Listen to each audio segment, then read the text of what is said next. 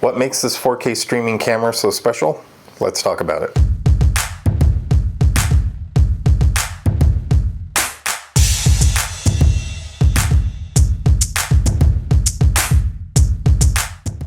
Hi everyone and welcome to the channel.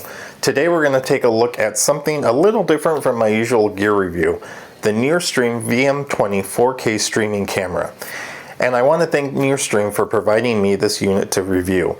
I also have a review of their AM30 mic that I use every day for work and my channel. If you're building a live stream setup, podcast rig, or creator studio and wondering how far your budget can stretch, this one's worth a look.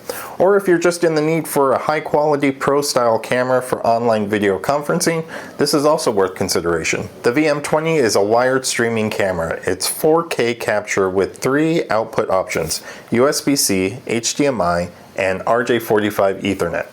It comes with a USB-C cable, and the back has 3 output options plus a USB-C plug for power and a 3.5mm audio jack. It's made to plug into streaming workflows like OBS, YouTube, and Twitch.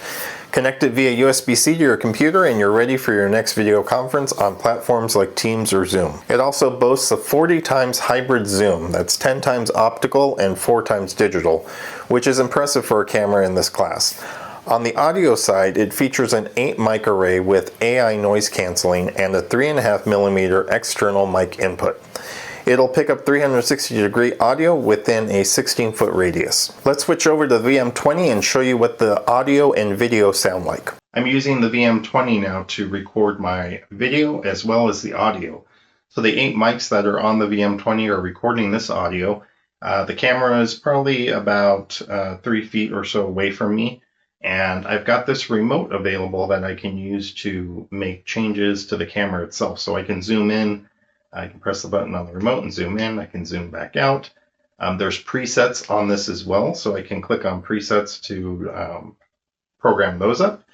And then if I wanted to go into settings, which I'm going to show you in just a sec, I'm recording this on OBS, but if I wanted to go into the camera settings, I can press the button on the remote itself and you'll see that those settings come up on the screen, and then I can exit out of the settings there.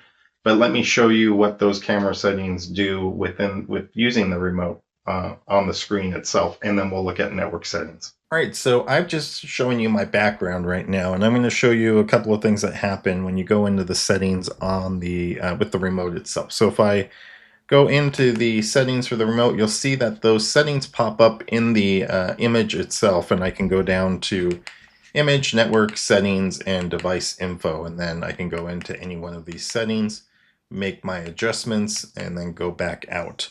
So this is how you would get into the settings of the device itself. If you wanted to zoom or do anything else with that, you can mute your microphone here, you can unmute it, you can go and zoom in and out. I'm going to zoom in, so this is the zoom starting to go in with the remote. Everything is controlled with the remote though, so keep that in mind. I'm going to show you the network settings next, and you can see how that works. Okay, let's look at the NearSync software. So once you install this software on your computer, you'll see your camera, and I can see all the details of my camera. I can go into settings. So this will allow me to actually change all the settings that I normally would get from the remote control. I can see all those settings here within the NearSync software. I can look at MAC addresses, network configuration, my RTSP stream URL. I can go into video settings, look at all those settings that I've got here. If I need to do a software update, I can do an update here. It looks like I have an update available, so I can select an upgrade file and do an update from here. So all of those settings are available right from within the NearSync software, which is really nice, and a quick way to get to settings without having to use the remote control. The VM20 is very flexible with setup options. The fact that you can go HDMI, USB, or LAN means you can drop this into a traditional webcam setup, a Pro AV setup, or a multi-camera networked rig. That's rare at this price point of around $270. Remember, this is a wired camera. It doesn't have a battery or onboard storage.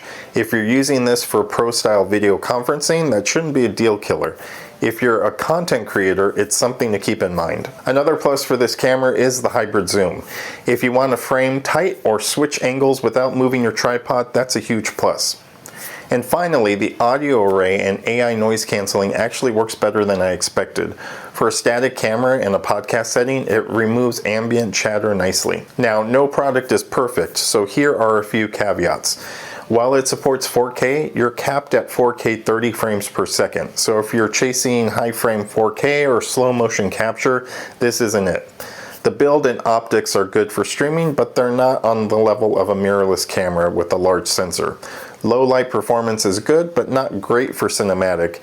It's functional and reliable with great options for connecting. Lastly, if you're buying multiple units for a multi-cam setup, the remote controls only one camera each. It's just something to keep in mind if you've got this game plan in mind. In the end, should you buy it? If you're a creator, streamer, or podcaster who wants a clean plug-and-play camera that doesn't break your budget but gives you pro-level flexibility and zoom capabilities, it's a solid pick. If you're doing high-end filmmaking or need high-frame, slow-mo, and 4K, then you might want to look at some other options. For what it is, it hits the sweet spot. I'd recommend it for live creators, multi-cam streamers, and studios on a budget. Alright guys, if you enjoyed this video, make sure to hit that like button, subscribe, and if you haven't already, ring the bell so you don't miss future talks in tech and gear. Comment below if you've tried the VM20 or another streaming camera. I'd love to hear how you're set up or what you think. Again, thanks to NearStream for providing this review unit, and thanks for watching. We'll talk again soon.